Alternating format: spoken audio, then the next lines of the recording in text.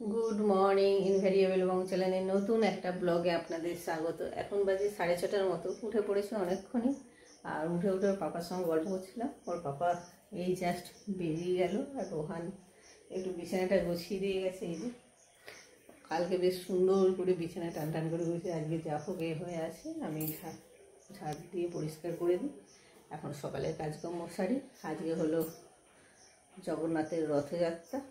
আমাদের অন্য বছর রথ রোহান টানে, আগের বছর মা বাবা থাকেনি বলে রোহান একা নিয়ে যাবে না বলে রথ টানেনি, সেদিন আগের বছর থেকে স্থগিত হয়েছে। আর রথ রোহানি ফার্স্ট এখানে বলতে গেলে রথ মানে বাচ্চাদের মধ্যে টেনেছিল। তারপর আগের বছর দেখছি প্রচুর, তার আগের বছর দুটো ছিল, আগের বছর মানে 3-4 জনের বেশি বাচ্চারা রথ টেনেছে।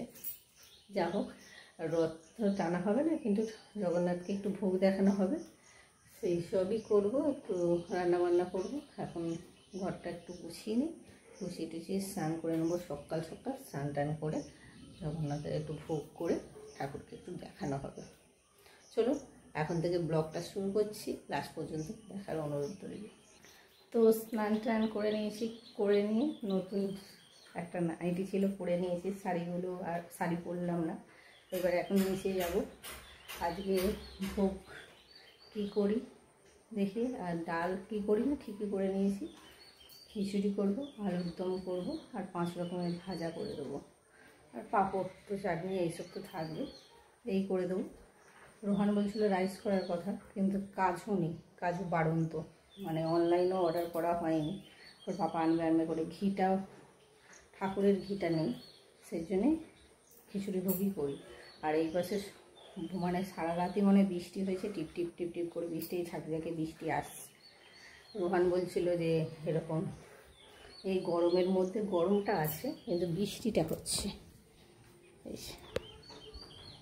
যে পড়ে যাচ্ছে, দফে দফে হচ্ছে। আর থেমে গিয়েছিল কিছুক্ষণ আগে, আবার এক ঝাঁক বৃষ্টি হয়ে গেল, আবার থেমে যাচ্ছে, এই হচ্ছে। চলো সব জোগাড় যন্ত্র করে নিই। তো রান্নাঘরে চলে এসেছি, এসে কাটাকুটি মাই করে দিল সব, আমি এসে পায়েসটা বসিয়ে দিয়েছি। এই যে পায়েস হচ্ছে, আর এখানে আলুর দম হবে, আর ফুলকপি দেবো খিচুড়িতে অল্প করে।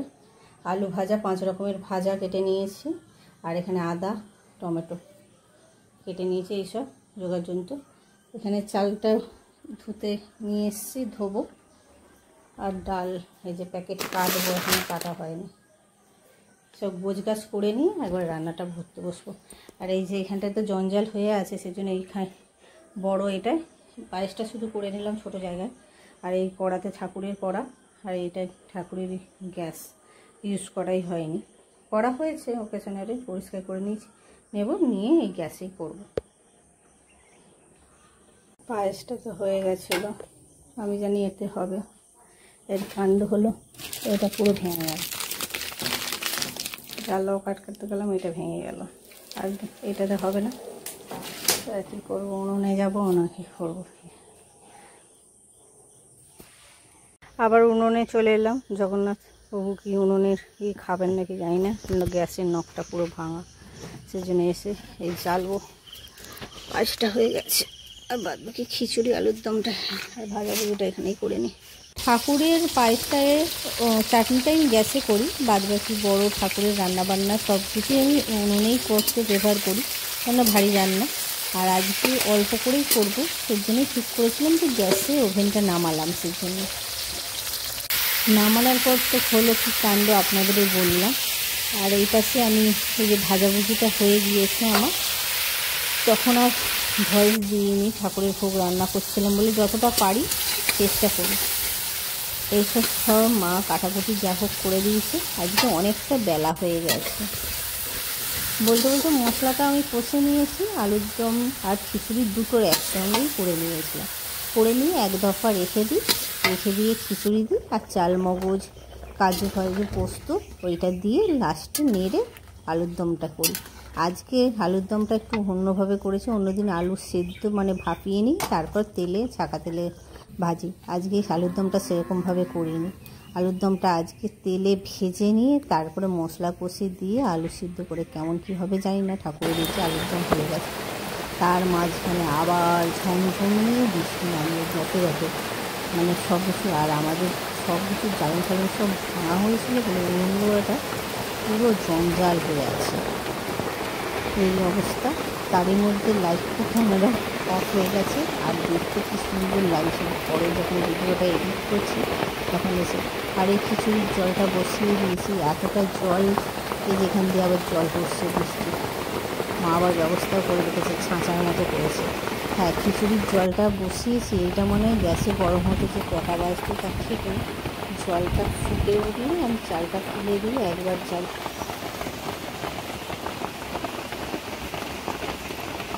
এখন 11:10 মতো বাজে। খিচুড়িটা বসিয়ে দিয়ে এলাম, পুরো ঘেমে চকচক করে গেছে, নাইট ফাইটে পুরো ভিজে গেছে। সে যেহেতু পাখার হাওয়া খেতে এলাম। আর চলুন নেড়ে দিয়ে আসি। 2 মিনিট হয়ে গেছে, কেননা তলায় লেগে যাবে তো। জগন্নাথ দেবের রথযাত্রা তো বৃষ্টি হয়, তা বলে আমাদের বর্ষাকাল এই বছর একবারে অসম্ভব। আর এই পাশে জ্বালনের স্তূপ দেখুন, পুরো উনুনগোড়াটা যে বসার জায়গাটায় প্রচুর শখ। একটু নেড়ে দিই, নাহলে তলায় লেগে যাবে। যতক্ষণ জল ফুটলে প্রথম অবস্থায় লাগে না, এবার ঘন ঘন না নাড়লে তলায় লেগে গেলে মুশকিল হবে। হোক, আর একটু জালটা জোর দিয়ে দিই। খিচুড়িটা হয়ে গেলে ভোগ আমার মোটামুটি ডান হয়ে যাবে।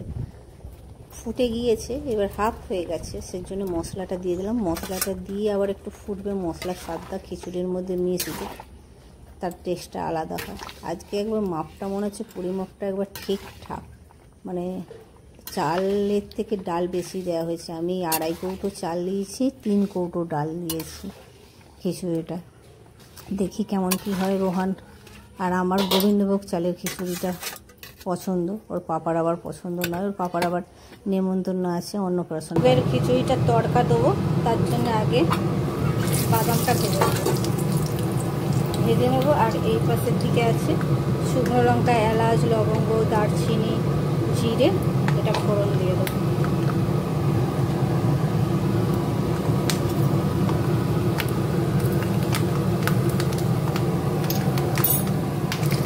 বাদামটা প্রায় ভাজা ভাজা হয়ে গিয়েছে, খুব ভাজবো না।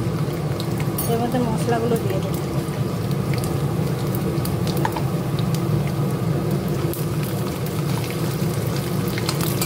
ভিডিওটা করতে গিয়ে হিং বের করে রেখেছি নতুন কৌটো, সেটাই আমার দিতে পুরোপুরি মনে নেই। পরে ভাবছি হিংটা দেওয়া হয়নি, এইটা নিয়ে গেছিলাম। মাঝে মাঝে তো বৃষ্টি আসছে, ভাবছি এর মধ্যে যদি জল পড়ে তো মুশকিল। যা হোক, সেই সময়টা বৃষ্টি হয়নি। আচ্ছা আচ্ছা,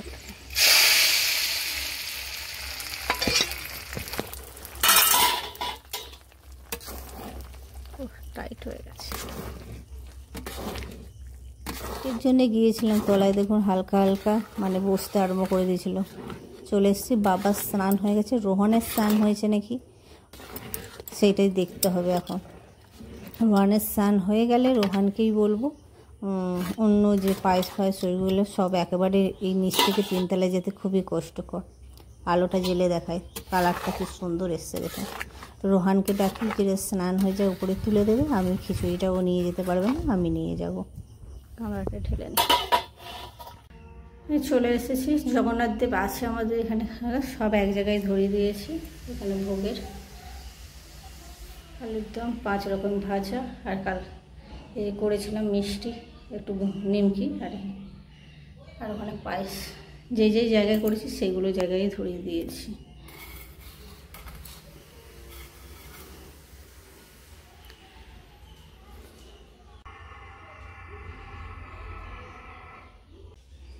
মা নিত্য পুজো আগেই করে দিয়ে গেছিলো সকালবেলা, আর আমি এখন ভোগ দর্শন দিয়ে দিলাম ঠাকুরকে। ভোগ দর্শন করে নিচে নিয়ে চলে এসেছি। বাবার স্নান হয়ে গেছে, বাবাকে খেতে দিয়ে দিচ্ছি। বাবারটাই বাড়ছি, আমারও সকাল থেকে কিছু খাইনি, একটু ভোগ রান্না করছিলাম বলে আমিও খেয়ে নেবো। রোহান গেছে স্নান করতে, আর মা বাইরে কড়াগুলো ধুচ্ছে। এটা হচ্ছে আমাদের আজকে দুপুরের খাবার। এখানে রয়েছে পটল ভাজা, আলু ভাজা, বিটরুট ভাজা, এখানে আরও কিছু রয়েছে। এখানে রয়েছে আলুর দম, আর এখানে রয়েছে পায়েস। তো এটাই আজকে খাবো দুপুরবেলা। ঘুম থেকে উঠে আমি ছাদে এসে দেখি রথ নিয়ে যাচ্ছে। রথের পুরো দর্শন জগন্নাথের পেয়ে গেলাম। এই যে আমাদের রাতের ডিনারও আজকে খিচুড়ি আর আলুর দম রোহান নিয়ে চলে এসছে, দুজনে খাবো। খিচুড়িটা দু দফে হয়েছে, একটা উনুনে বসে রেখে গেছিলাম একটু সামান্য জল দিয়ে, সেটা হয়ে গেছে পাতলা পাতলা, আর এটা ঠাকুরকে ভোগ দেখিয়েছিলাম পুরো হয়েছে শুকনো কাটকা। এটা খেতে বেশি টেস্টি হয়েছে বল। ডালটা ভালো বুঝে যাচ্ছে। হ্যাঁ ডাল, ও ডালের সাথে ওইটা একটা সামান্য বলি উনুনে বসে যাবে সেই জন্য একটু দিয়েছিলাম জল। হ্যাঁ একবার শুকা শুকা টাইপের হয়েছে, খেয়ে নে।